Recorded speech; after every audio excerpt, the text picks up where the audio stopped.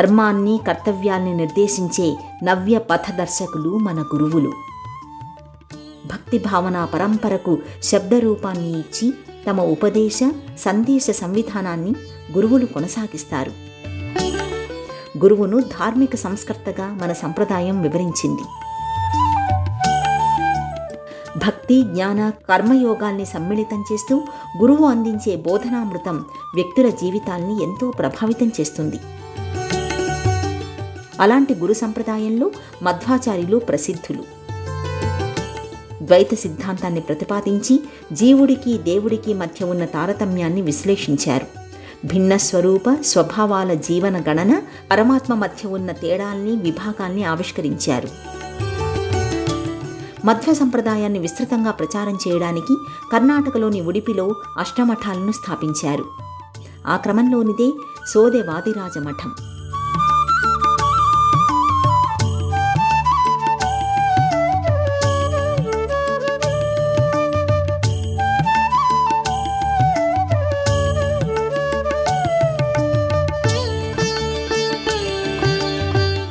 మధ్వ సంప్రదాయాన్ని శ్రీకృష్ణ తత్వంతో మేళవించి ద్వైత సిద్ధాంత ధర్మసూత్రాల్ని మధ్వాచార్యులు మానవాళికి అనుగ్రహించారు. ఉడిపిని ప్రధాన కేంద్రంగా చేసుకుని అష్టమఠాలను నెలకొల్పారు. తన తదనంతరం మధ్వ సంప్రదాయాన్ని పరిరక్షించి ప్రచారం చేసేందుకు 8 మంది శిష్యుల్ని ఎంపిక చేసుకుని వారికి సన్యాస దీక్షను అనుగ్రహించి ఆయా పీఠాలకు వారిని అధిపతులుగా నియమించారు. ఆ నేపథ్యంలోనిదే సోదె వాదిరాజ మఠం. ఉడుపి అంటే చంద్రుడు. తన మామగారైన దక్ష ప్రజాపతి శాపానికి గురైన చంద్రుడు తన శాప విముక్తి కోసం ఉడిపిలోని పుష్కరిణి వద్ద తపస్సు చేశాడని స్థల పురాణం. చంద్రమౌళిగా భాసిల్లే ఈశ్వరుడి కోసం తపస్సు చేసి చంద్రుడు తన శాపాన్ని విముక్తి చేసుకున్నాడంటారు. చంద్రుడి శాపం తొలగిన ప్రదేశం కాబట్టి ఈ ప్రదేశానికి ఉడప అని పేరు వచ్చింది. కాలక్రమంలో ఉడప అనే పేరు ఉడుపిగా మారింది.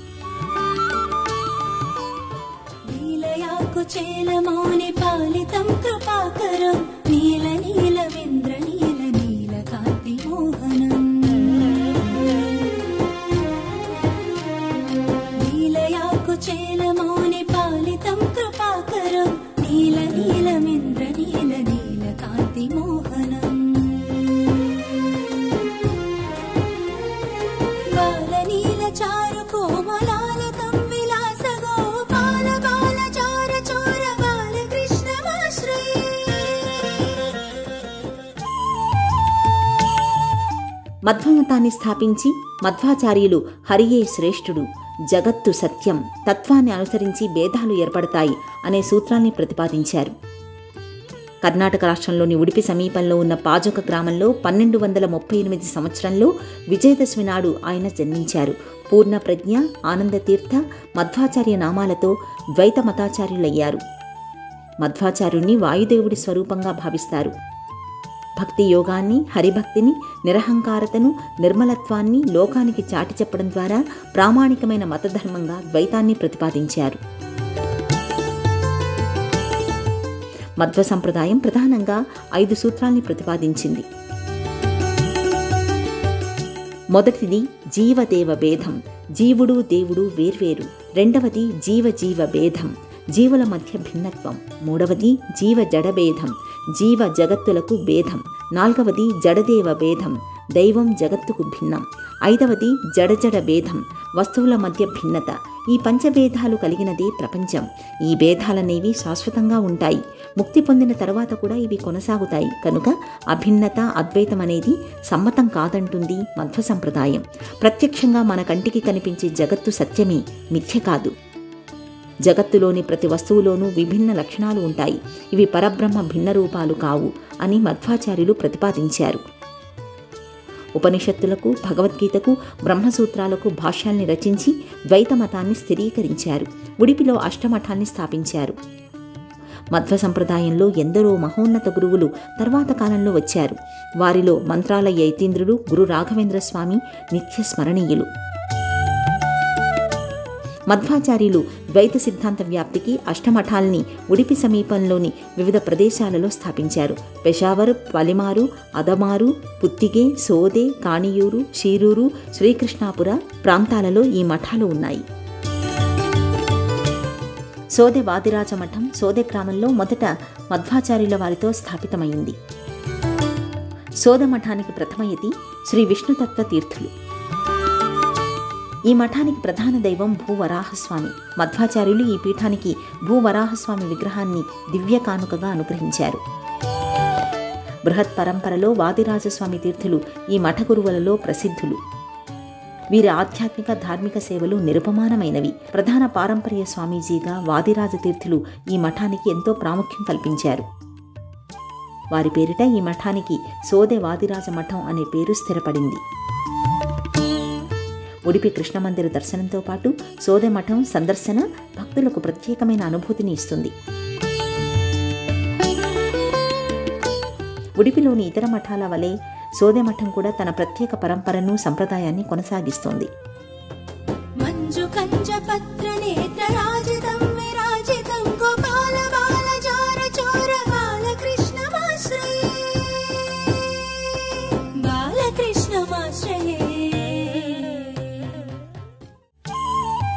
సోదె వాదిరాజ మఠాన్ని సోంద మఠం అని గతంలో వ్యవహరించేవారు.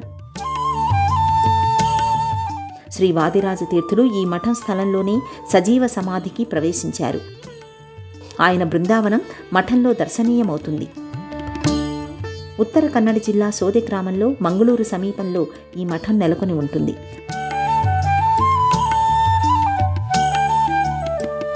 వాదిరాజ తీర్థులు సంస్కృత, కన్నడ, తుళు భాషల్లో అనేక గ్రంథాలు రచించి మఠ సంప్రదాయాలను సుస్థిరం చేశారు.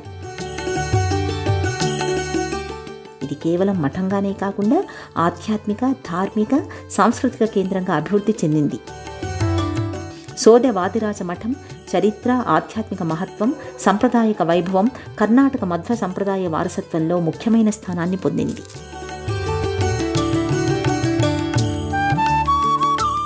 అష్టమఠాల గురు పరంపరలోని ఆచార్యులు 2 ఏళ్లకొకసారి శ్రీకృష్ణుడి పూజా కైంకర్య భాగ్యం స్వీకరించే వేడుక పర్యాయ ఉత్సవం.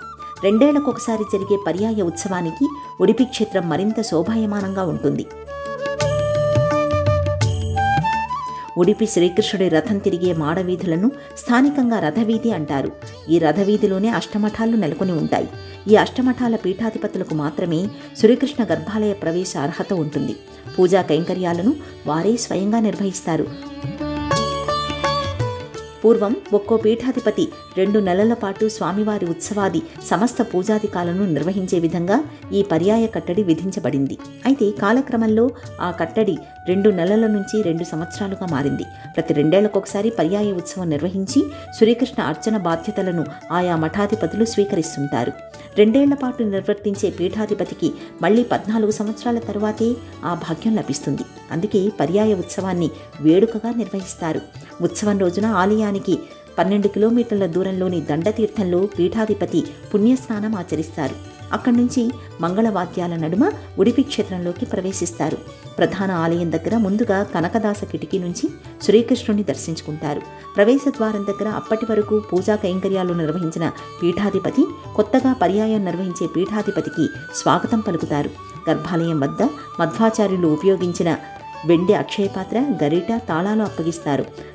పర్యాయ పీఠాధిపతులు మధ్వపీఠంపై ఆసీనులు కావడంతో ఈ పర్యాయ ఉత్సవం పరిపూర్ణమవుతుంది.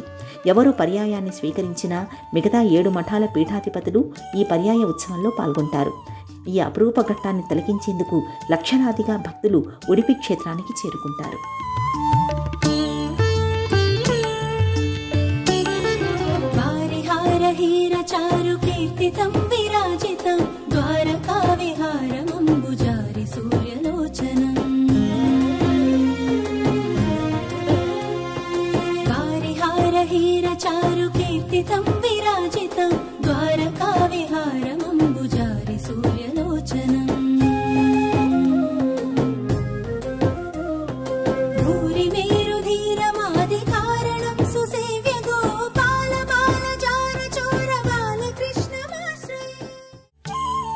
ఉడిపి క్షేత్రానికి పరశురామ క్షేత్రం అని పేరు. ఈ ప్రదేశాన్ని పూర్వం రామభోజుడు అనే రాజు పరిపాలించాడు. ఆయన పరశురాముడి భక్తుడు. ఓసారి సముద్రం ఉప్పొంగి రాజ్యాన్ని పూర్తిగా ముంచేసింది. దాంతో రామభోజుడు తన ఆరాధ్య దైవమైన పరశురాముడిని ప్రార్థించాడు. పరశురాముడు సముద్రుణ్ణి అణిచివేసి రామభోజుడి రాజ్యాన్ని పునరుద్ధరించాడనేది కథనం. ఈ నేపథ్య వృత్తాంతం వల్ల ఈ ప్రదేశాన్ని పరశురామ సన్నిధిగా వ్యవహరిస్తారు.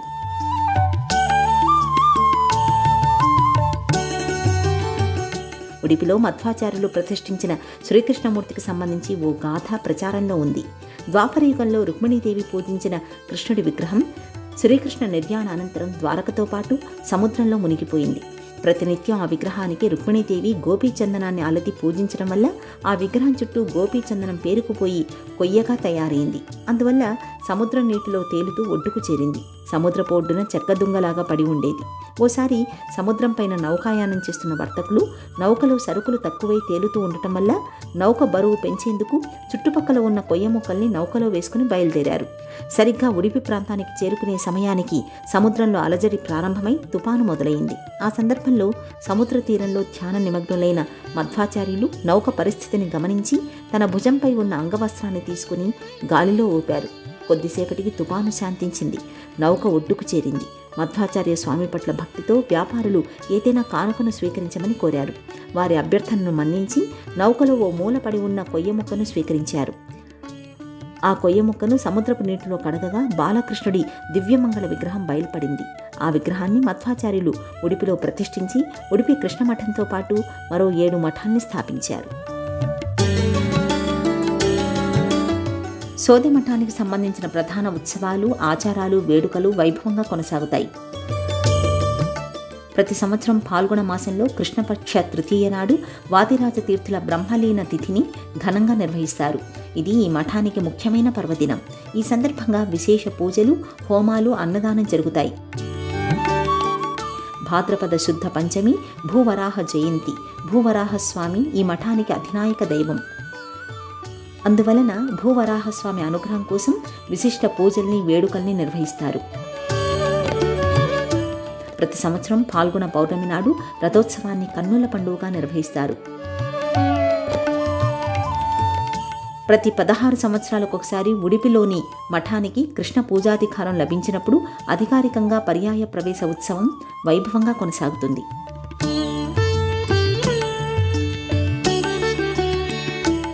అలాగే ప్రతి ఏటా మకర సంక్రాంతికి ముందు 7 రోజుల పాటు జరిగే సప్తోత్సవం ఉడిపి కృష్ణ మందిరంతో అనుబంధంగా ఉంటుంది.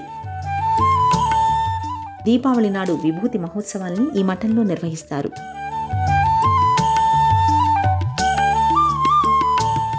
ఉత్తర కన్నడ జిల్లాలోని సోదె వాదిరాజ మఠం మూలస్థానం ఆధ్యాత్మిక, ధార్మిక అంశాలతో ఆకట్టుకుంటుంది. ప్రాచీన ద్వైత సంప్రదాయానికి చెందిన ప్రముఖ మఠం కావడంతో ఇక్కడ శిల్పకళలు, ఆధ్యాత్మిక, ధార్మిక అంశాలతో కూడిన కట్టడాలు ఆకట్టుకుంటాయి.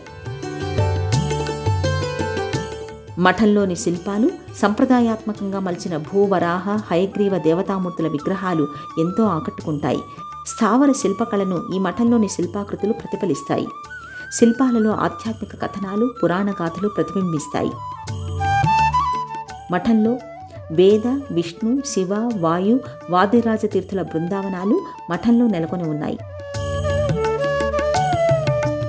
మఠం సమీపంలో హయగ్రీవ సముద్రం, ధవళగంగ, శీతలగంగ వంటి తీర్థాలు ఉన్నాయి.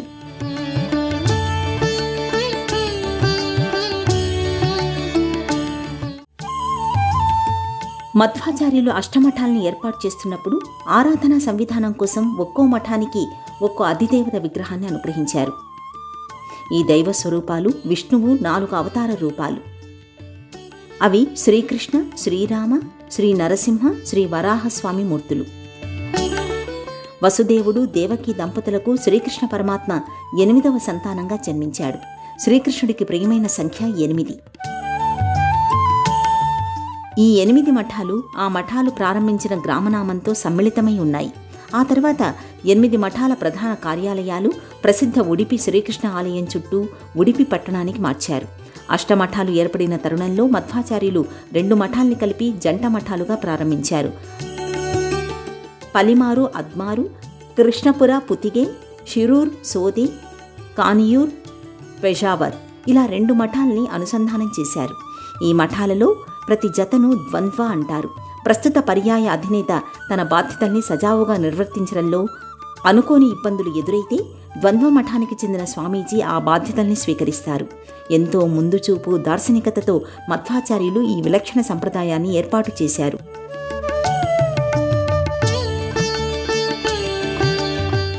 శ్రీమద్ జగద్గురు శ్రీమన్ మధ్వాచార్య మూల మహాసంస్థాన సోదె వాదిరాజ మఠ అని ఈ మఠాన్ని ప్రస్తావిస్తారు. నానాజనిస శుశ్రూష కర్తవ్య కరవన్మితేహే అని మధ్వాచార్యులు పేర్కొన్నారు. అయం బంధురాయం నేతి గణానా లఘుచేతసాం ఉదార చరితానాంతు వసుదైక కుటుంబకం అనేది ఉపనిషద్ వాక్యం. కుల, మత, జాతి, లింగ, వయోభేదాలు లేకుండా అన్ని వర్గాల వారికి అభ్యున్నతిని, శ్రేయస్సును ఈ మఠం ఆకాంక్షించాలి అని మధ్వాచార్యులు నిర్దేశించారు. ఆచార్యుల వారి అభిలాషకు అనుగుణంగా ఈ మఠం తన నిత్య నైమిత్తిక కార్యకలాపాల్ని కొనసాగింపచేస్తోంది. ఈ మఠానికి ఎందరో మఠాధిపతులు మారినా, తరాలు తరిగినా అదే లక్ష్యంతో కొనసాగుతోంది.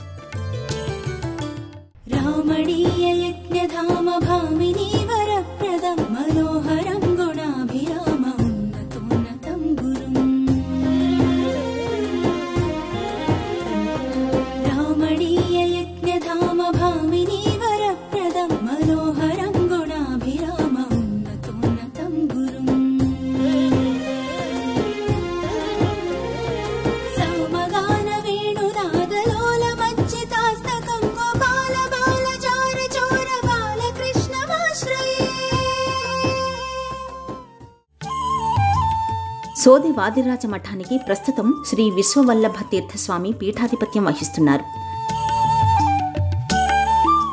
1991 సంవత్సరం మార్చి 24న పిడిగరులో ఆయన జన్మించారు.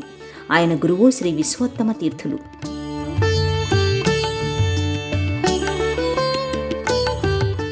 అనేక మంది గురువుల దగ్గర వేదాంత విషయాలను, మధ్వ సిద్ధాంతాలను అధ్యయనం చేశారు. పూర్వ పీఠాధిపతుల పరంపరలో విశ్వవల్లభ తీర్థస్వామి 36వ పీఠాధిపతి.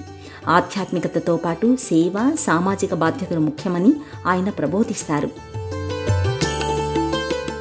ఒక చిన్న సేవ జీవిత గమనాన్ని మారుస్తుంది. సేవే కర్తవ్యంగా అందరూ పురోగమించాలని ఆయన పేర్కొన్నారు.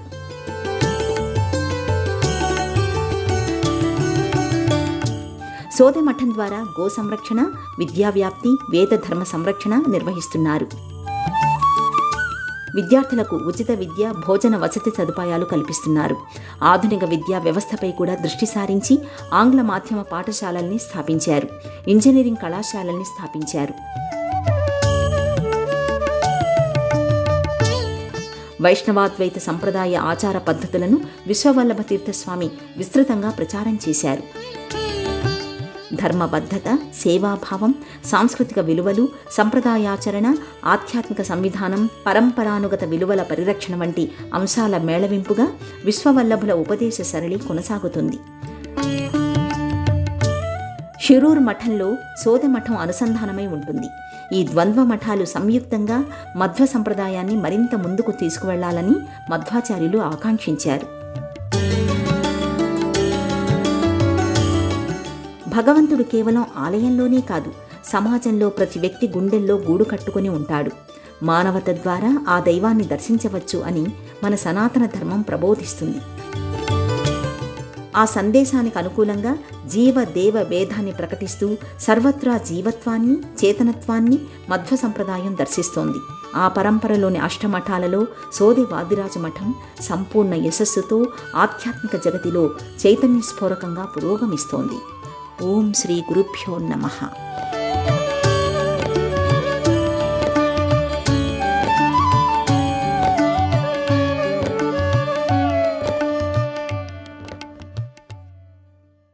ఈ కార్యక్రమాన్ని తిరిగి చూడాలనుకుంటే www.youtube.com/ETV Life Spiritual లో చూడవచ్చు.